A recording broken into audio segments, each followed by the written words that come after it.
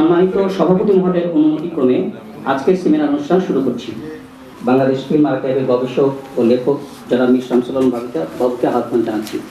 জনাব মীর শামসুল আলম বাবু। বিষয়টা হলো চলচ্চিত্রটা শেখ নিয়ামতের জীবন ও কর্ম।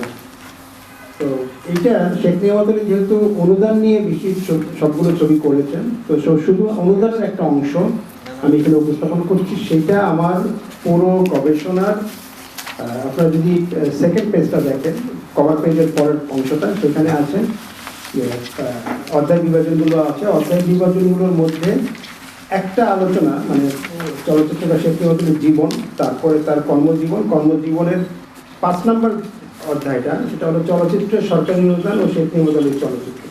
তো শেখ নিয়ামত আলী যেহেতু ওনার যে সবচেয়ে 3টা বিখ্যাত ছবি সূর্যদেবল বাড়ি, দহন এবং অন্য জীবন, এই ছবিগুলো সরকারি অনুদানে বানিয়েছেন এবং সরকারি অনুদানের অন্যতম শ্রেষ্ঠ কিছু ফসল যদি আমি বলি তাহলে তার এই ছবিগুলো। নিয়ামত ভাই শেখ নিয়ামত আলীর জীবন ও কর্ম নিয়ে আজকের এই সেমিনার, সুতরাং আমার যেটুকু অংশগ্রহণ ছিল প্রথম ছবিটি তৈরিতে সেটুকু তো এসেই গেছে। হয়তো আমি বড়জোর এটুকু যোগ করতে পারি যে কীভাবে শুরুটা হয়েছিল আর কি আমাদের একসাথে যে যাত্রা। আমি ছাত্র থাকাকালীন বিশ্ববিদ্যালয়ে উল্লেখ করা হয়েছে যে আমি স্থাপত্যের ছাত্র ছিলাম বুয়েটে।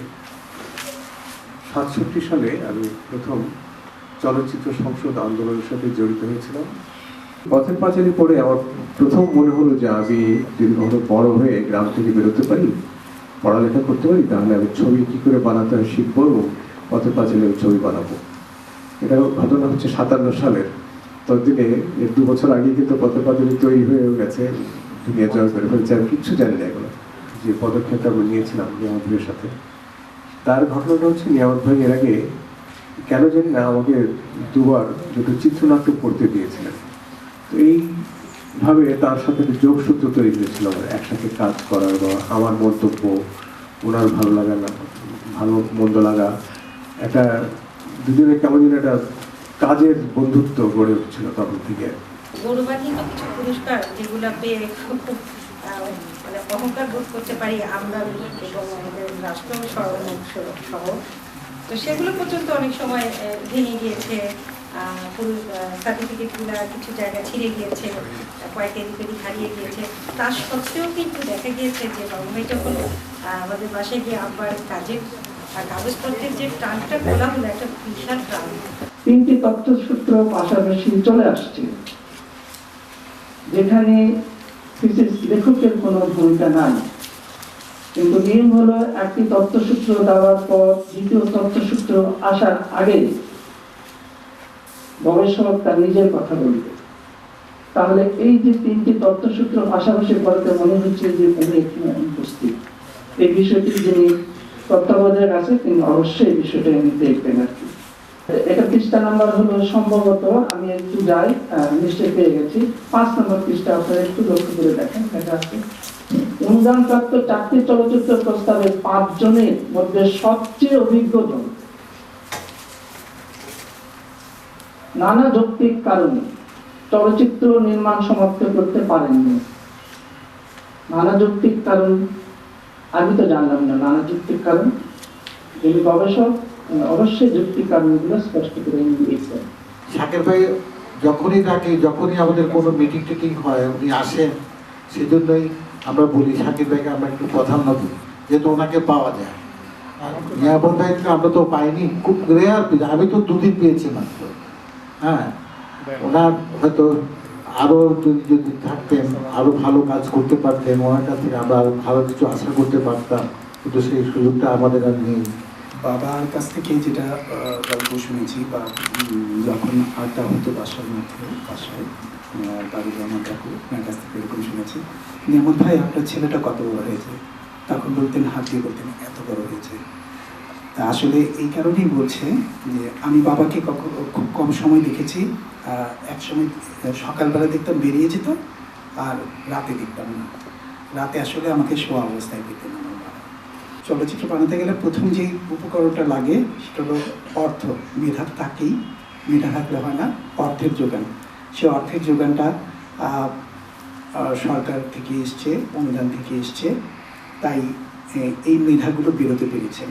আমি মতিন ভাইয়ের কথা বক্তব্যের সাথে একাত্মতা প্রকাশ করছি যে আলোচনাটা যদি হতো শেখ নিয়ামত আলীর জীবন এবং কর্ম শুধু, তাহলে বোধহয় আমরা বেশি উপকৃত হতো। অনুদান কে কিভাবে কোথায় পেয়েছেন, কিভাবে পেয়েছেন সেটি ঠিক আছে, সেটি আলাদা একটা এজেন্ডা, সেটা আলাদা একটা আলোচনা হতে পারে। একজন চলচ্চিত্রকার এখনো আছেন, সূর্য দিঘল বাড়ির, তিনি তার বক্তব্যে অনেক চমৎকার ভাবে শ্রুতিমধুর ভাবে অনেক গুরুত্বপূর্ণ কথা তুলে ধরেছেন, নীরবে সুন্দরভাবে। আমরা জানি যে সূর্য দিগল বাড়ি একটি অনন্য চলচ্চিত্র এবং সিনেমায় আসার আগে সিনেমার সঙ্গে আমি পরিচিত।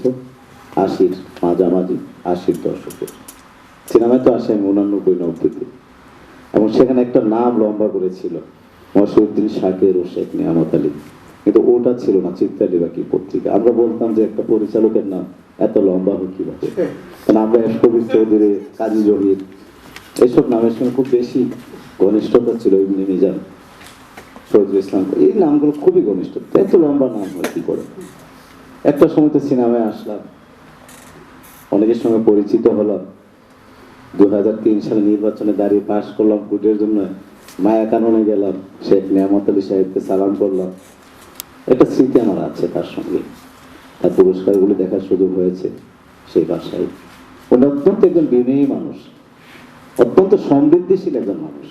তার একটা রাজনৈতিক দর্শন ছিল, তার সে রাজনৈতিক দর্শনের প্রতিফলন হয়েছে কিন্তু তারই চিত্রনাট্যে, তার নির্মিত চলচ্চিত্র, তিনটি চলচ্চিত্র দেখেন আপনারা, অন্য জীবন, আপনারা যদি সূর্য দিগল বাড়ি দেখেন, আপনারা যদি দহন দেখেন, তিনটা চলচ্চিত্রে আপনারা দেখবেন যে জীবনবোধ, সামাজিক অবক্ষয়, দারিদ্রতা, শ্রেণী সংগ্রাম, যেগুলো উনি কমিউনিস্ট কর্মী হিসেবে ফেস করতেন রাজপথে, সেটা কিন্তু চলচ্চিত্রায়ন করেছেন।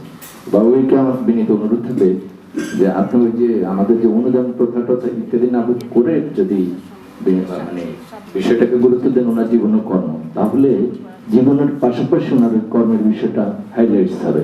আমি যে পত্রিকা চাকরি করতাম তখন ইত্তেফাকে একটা পত্রিকা ছিল, সিনেমা পত্রিকা পূর্বাণী, তখন আমি সেটার সাথে যুক্ত ছিলাম। সেখানে একটি লেখা নিয়ে গিয়েছিল, সেই সময় তার সাথে আমার প্রথম পরিচয়।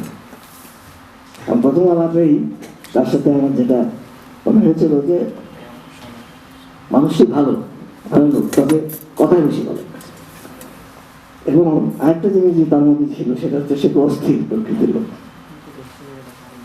এই বিষয়গুলি আমার প্রথম আলোচনা তার সাথে সম্পর্কে মনে হয়েছে। কারণ আমি যেহেতু সাংবাদিক, কথা বললেই কিছুটা আজ করতে পারি কে কিরকম। যাই হোক, এইভাবে তার সাথে আমার এরপরে বহুবারই কথা হয়েছে, আলাপ হয়েছে। শেখ নিয়ামত আমাদের অফিসে প্রায় আসতেন এবং সেইভাবে কথা হয়েছে। আমি একটা দুঃখ প্রকাশ করছি মতিন রহমান সাহেবের কাছে, যে আপনাকে যে মানে হঠাৎ করে প্রবন্ধটা পাঠিত হয়েছে কালকে রাত্রে, হঠাৎ করে জেনে যে একজন আলোচক থাকবেন না, যার ফলে পুরোটা পাঠানো হয়নি, একটা অংশ পাঠানো হয়নি, যে অংশটাতে অধ্যায় বিভাজনটা ছিল, এবং যেটা দেখলে আসলে আপনার পুরো ব্যাপারটা বোধগম্য হয়ে যেত, এবং বাকিদের যেরকম হয়েছে ভিডিওতে রেকর্ড করেছি, এবং আমি সেগুলো আমার গবেষণা তত্ত্বাবধায়কের পরামর্শ মতো সেগুলো ইনক্লুড করতে চেষ্টা করব। ধন্যবাদ সবাইকে। আর্কাইভে কারা আসেন?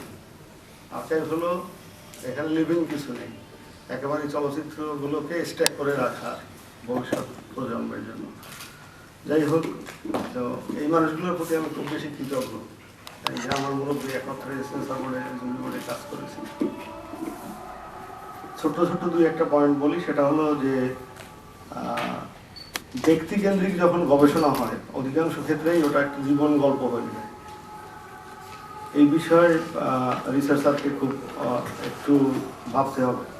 কারণটা হলো যে জানা জিনিসগুলো কখনো গবেষণা হয় না। আমরা যখন রিসার্চ মেথোডোলজি পড়েছি, আমাদের স্যার শিখাতেন এভাবে, স্পেস দিয়ে সার্চ, মানে সার্চ করে যেটা বের হবে সেটা হলো গবেষণা। আর জীবন গল্প স্পেশালি শেখ নিয়ামত আলীর ক্ষেত্রে লেখা একটু সহজ। কারণটা হলো যে বাবুভাই খুব সৌভাগ্যবান, তার 3জন সন্তান আছেন এবং তারা এখানে উপস্থিত আছেন। আবার তার প্রথম ছবির যে বন্ধু পরিচালক তিনি জীবিত আছেন। সুতরাং জীবন গল্প যদি লিখতে চান তাহলে আপনার সে আমার মনে হয় সৌভাগ্যবান রিসার্চার এবারে 9 জনের মধ্যে আর কেউ নেই। কিন্তু আমরা সেই কাজটি আসলে চাচ্ছি না। আমরা চাচ্ছি আসলে যা কিছু জানি আর যা কিছু জানি না এই দুইটার সমন্বয় করা। শুধু আমার জানা জিনিসগুলোকেই যদি অন্তর্ভুক্ত করে রিসার্চ কমপ্লিট করা হয় এটি ভালো কিছু হবে না। আর একটা হলো যে আমাদের অন্যান্য গবেষক যেভাবে উপস্থাপন করেছেন স্পেশালি সেমিনার পত্রটি, এইটার ক্ষেত্রে বাবুয়ের একটু তারতম্য থাকার কারণে কিছু প্রশ্ন আমাদের মনে জেগেছে।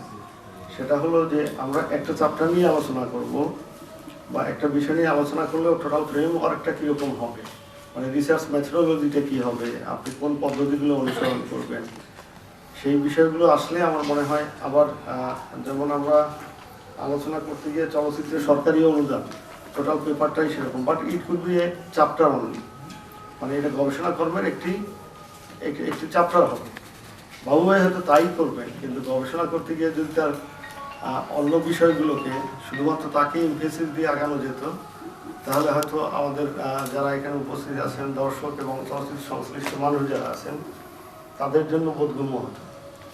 আসলে বাবু ভাই তার জবাবেও বলতে পারতেন যে অনুদান মানে অনুদান নিয়ে গবেষণা নয়, তাই না? এবং পুরো শেখ নিয়ামত আলী তার জীবন গল্প চলে আসবে, এর বাইরে আমাদের নতুন কিছু তথ্য এবং তথ্য দেওয়ার চেষ্টা করবেন। অনেক সময় আপনার অনুপস্থিতি আমরা টের পাই, বুঝতে পারি, কিন্তু অনেক সময় কিছু করার থাকে না। আমাদের জন্য আপনি দোয়া করবেন, আপনার জন্য দোয়া থাকলো।